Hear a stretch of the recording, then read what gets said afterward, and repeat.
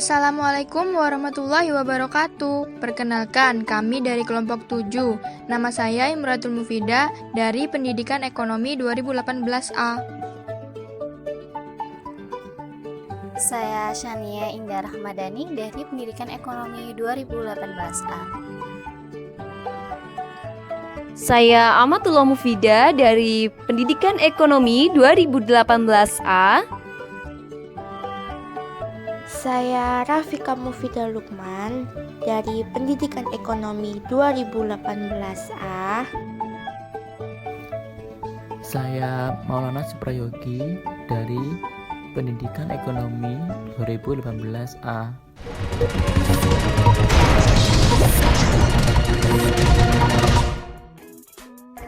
Teman-teman pasti ingin tahu kan, apa itu Mazhab Austria? Ekonomi Mazhab Austria adalah cabang ekonomi neoklasikal yang dibentuk di Wina atau ibu kota Austria pada akhir abad ke-19 dan awal abad ke-20. Mazhab Austria menekankan definisi ekonomi sebagai sebuah ilmu yang bertumpu pada tingkah laku manusia dalam berbagai hubungan, antara lain mencukupi kebutuhan, realita kelangkaan, dan alternatif yang tersedia. Apakah teman-teman tahu siapa saja tokoh utamanya? Kalau belum tahu, yuk tonton terus video ini.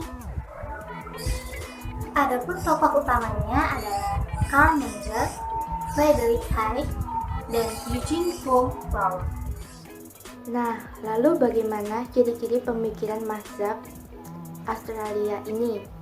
Secara terperinci, dapat diketahui karya dari setiap tokoh tersebut antara lain.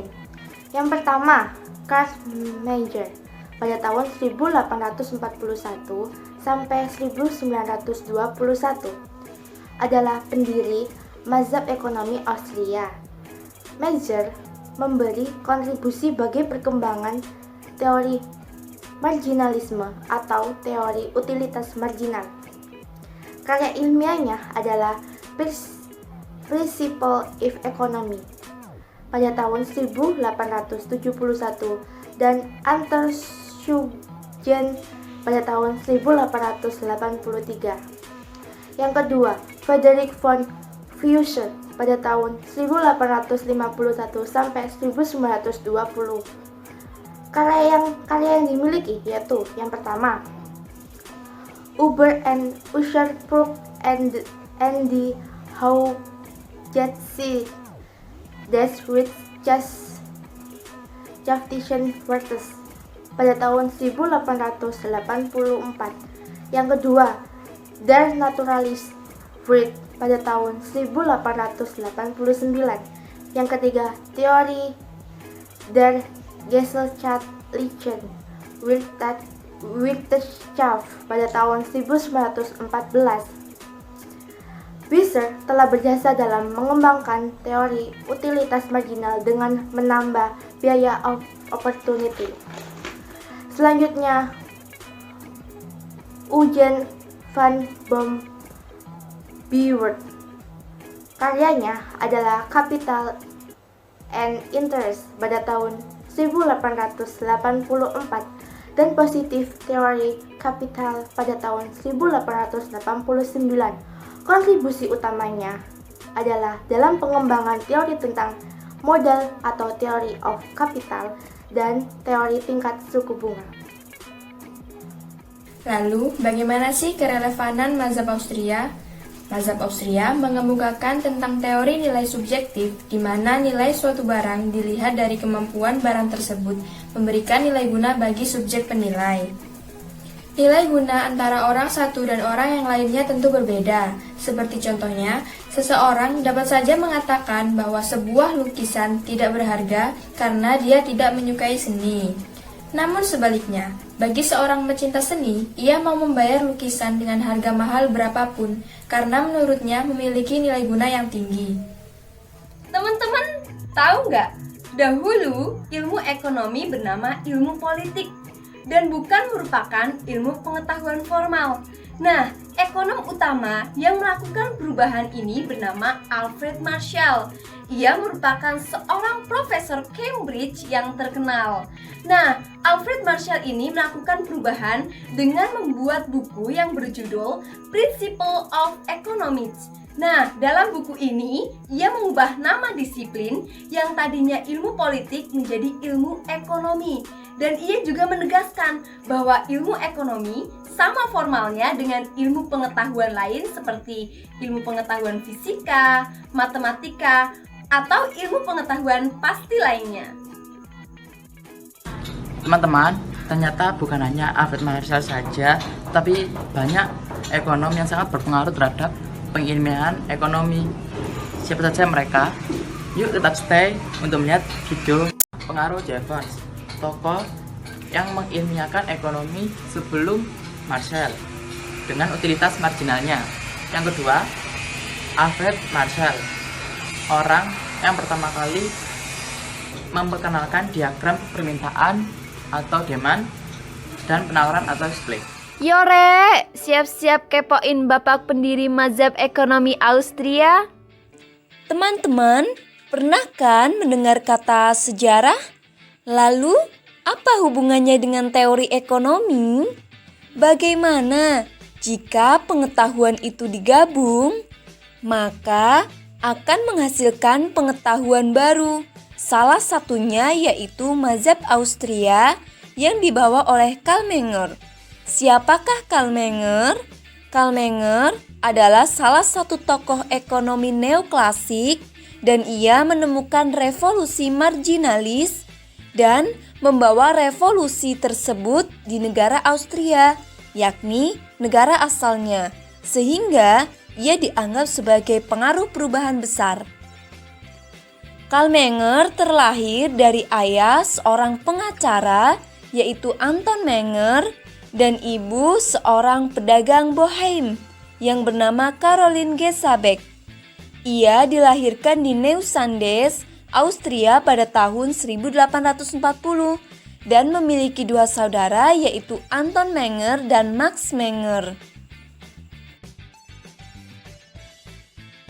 Ia mempelajari hukum dan ilmu politik di Universitas Vienna pada tahun 1869 sampai tahun 1870.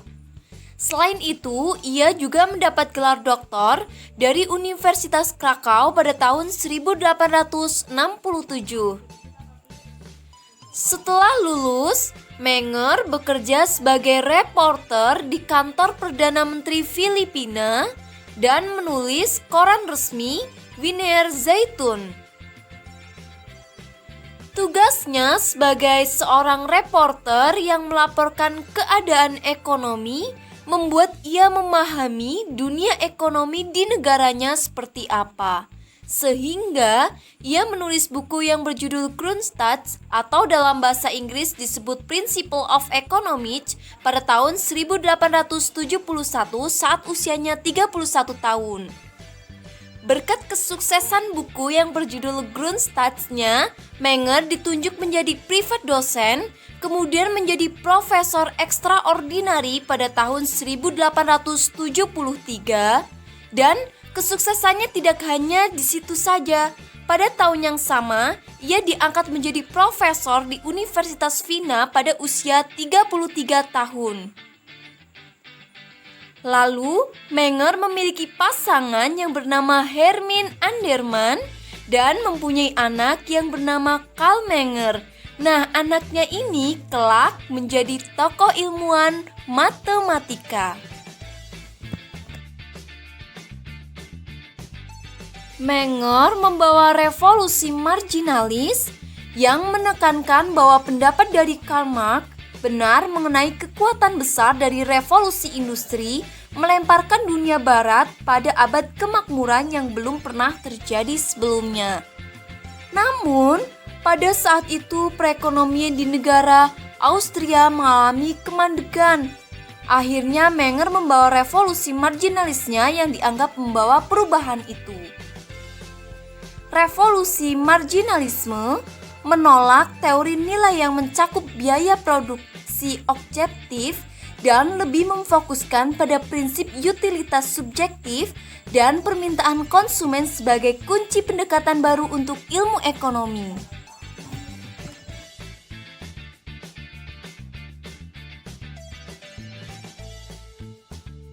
Lalu, Menger mengajarkan kepada kita bahwa revolusi marginalis menunjukkan pertama, produksi dan distribusi dapat dikaitkan lagi yang sebelumnya terpisah. Yang kedua, permintaan konsumen menunjukkan harga akhir barang. Dan yang ketiga, berhasil memecahkan paradoks nilai air dan permata yang sebelumnya membuat bingung Adam Smith.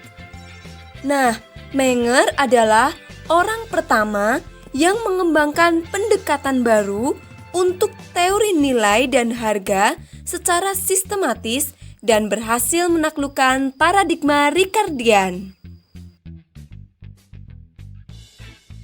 Sehingga Menger dengan mazhab Austrianya mendapat penghargaan dari berbagai lapisan masyarakat. Salah satu prestasi mazhab Austrianya, pertama, asal-usul nilai konsumen, dan yang kedua yaitu utilitas biaya marginal, dan yang ketiga yaitu nilai subjektif. Nah, kemudian kesuksesan Menger dan mazhab Austrianya antara lain, pertama, diberikan kepercayaan untuk mengajar putra mahkota yaitu Arduk Rudolf, dan yang kedua, Menger mendapatkan pendapatan yang cukup tinggi. Yang ketiga, pada tahun 1879, Kaisar mengangkat Menger sebagai ketua jurusan di Universitas Vienna. Dan untuk yang keempat, yaitu membuat sebuah perpustakaan dan karya-karyanya dibukukan dan disandingkan dengan karya Adam Smith di Jepang. Berkat keberhasilan yang dibawanya, buku yang dibuat oleh Menger sangat diterima oleh masyarakat Austria. Dan buku itu dianggap sebagai pembawa perubahan besar kepada masyarakat Austria yang pada saat itu perekonomiannya mengalami kemandegan.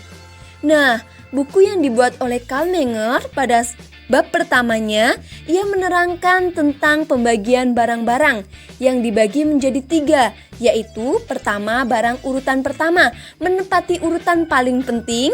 Nah, yang kedua yaitu barang urutan kedua. Barang ini seperti contohnya rekreasi. Dan yang ketiga yaitu barang urutan ketiga, yaitu contohnya seperti kulit sapi, bulu wol, dan lain sebagainya. Nah, Universitas of Vienna ini menjadi tempat di mana mazhab Austria yang dibawa oleh Karl Menger berkembang. Namun, Menger meninggal dalam keadaan pesimis pada tahun 1921 karena ia menganggap bahwa bukunya belum sempurna dan terus merevisinya hingga meninggal dunia.